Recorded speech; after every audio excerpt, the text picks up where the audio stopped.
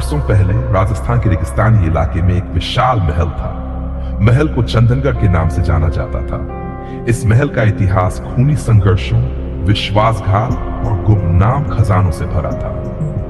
लोक कथाओं के अनुसार महल में एक खजाना छुपा था, लेकिन उस पर रानी पद्मावती की आत्मा का पहरा था। कहते थे जिसने भी उस खजाने को पाने की कोशिश की वह जिंदा नहीं बचा। वर्तमान में उस महल को लोग वीरान छोड़ चुके थे, लेकिन इस डरावने इतिहास ने कुछ लोगों को खजाने की तलाश के लिए प्रेरित किया। यही लालच कहानी के दो मुख्य पात्रों युवराज और विनीत को खतरनाक रोमांच पर ले गया। कहानी की शुरुआत एक योजना का जन्म। युवराज और विनीत कॉलेज के छात्र थे। दोनों को इतिहास और रहस्यों में गहरी दिलचस्पी थी। जब उन्होंने चंदनगढ़ महल की कहानी सुनी तो उनकी उत्सुकता जाग उठी। युवराज ने कहा, इस खजाने को खोजने का साहस किसी ने नहीं किया।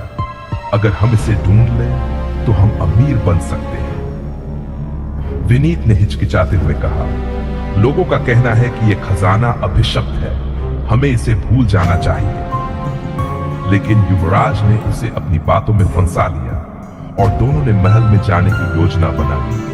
गांव के बुजुर्गों ने उन्हें चेतावनी दी, चंदनगढ़ के खजाने की खोज मत करना, यह तुम्हें और तुम्हारे परिवार को खत्म कर देगा।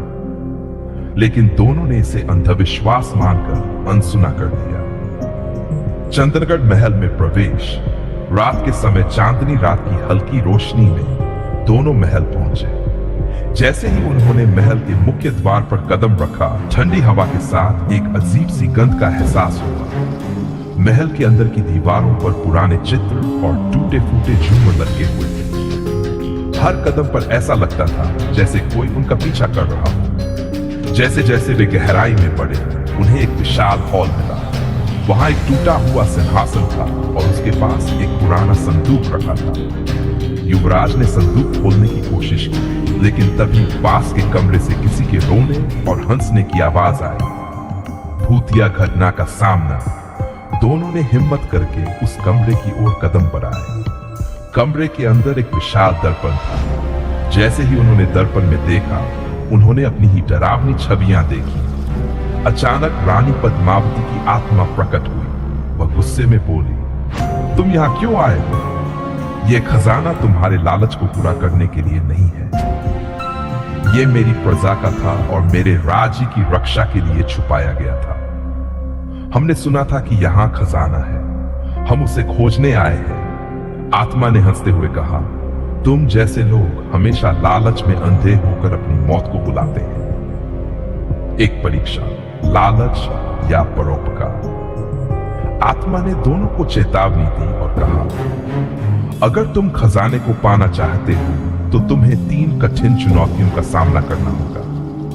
अगर तुम इनमें से किसी में असफल हुए तो तुम्हारी आत्मा हमेशा के लिए इस महल में कैद हो जाएगी। पहली चुनौती, अपने डर का सामना करना। महल में अचानक अंधेरा छा गया। युवराज और विनीत को लगने लगा कि वे किसी अनजान जगह पर हैं। चारों ओर अजीब चीखें गूंजने लगी। एक कोने में उन्होंने एक बड़े सांप को देखा जो उनकी ओर बढ़ रहा था। विनीत डरकर भागना चाहता था, लेकिन युवराज ने उसे रोककर कहा, डर को हराने का एक ही तरीका है, उसका सामना करना। दोनों ने साहस दिखाया और सांप उनकी ओर बढ़ते बढ़ते गायब हो गया। दूसरी चुनौती, अपनी आत्मा की सच्चाई दिखाना। अगले कमरे में एक और दर्पण था। आत्मा ने कहा, इस दर्पण में तुम्हारी सच्चाई दिखेगी। अगर तुम झूठे हो तो दर्पण तुम्हें निगल जाएगा। युवराज ने देखा कि दर्पण में उसकी छवि धुंधली थी, क्योंकि उसके इरादे लालच से भरे थे। विनीत ने सच्चाई से कहा, हमने खजाने की तलाश में गलती की, हमें इसे छोड़ देना चाहिए। दर्पण ने विनीत को सही ठहराया, लेकिन युवराज को चेतावनी दी। तीसरी चुनौती, खजाने का त्याग करना। आखिरी कमरे में खजाना रखा हुआ था। आत्मा ने कहा, यह तुम्हारी आखिरी परीक्षा है। अगर तुम खजाने को लेने की कोशिश करोगे तो तुम्हारी मौत निश्चित है, लेकिन अगर तुम इसे छोड़ने का वादा करते हो तो मैं तुम्हें जाने दूंगा। विनीत ने बिना सोचे समझे खजाने को छोड़ दिया, लेकिन युवराज ने उसे लेने की कोशिश की। तभी जमीन फट गई और युवराज उसमें गिर गया। आत्मा ने कहा, लालच का यही परिणाम है, विनीत की वापसी और सीख। विनीत किसी तरह महल से बचकर गांव वापस आया। उसने गांव वालों को पूरी घटना सुनाई और खजाने की सच्चाई बताई। उसने सबको यह सीख दी कि लालच हमेशा विनाश की ओर ले जाता है। उसने जीवन भर दूसरों की मदद करने का प्रण लिया। सीख, लालच इंसान का सबसे बड़ा दुश्मन है। डर का सामना करना और सच्चाई को स्वीकार करना ही सच्चा साहस है। सच्चा धन वह है जो दूसरों की भलाई में उपयोग हो। विनीत की यह कहानी गांव में एक प्रेरणा बन गई और चंदनगढ़ महल को हमेशा के लिए वीरान छोड़ दिया गया।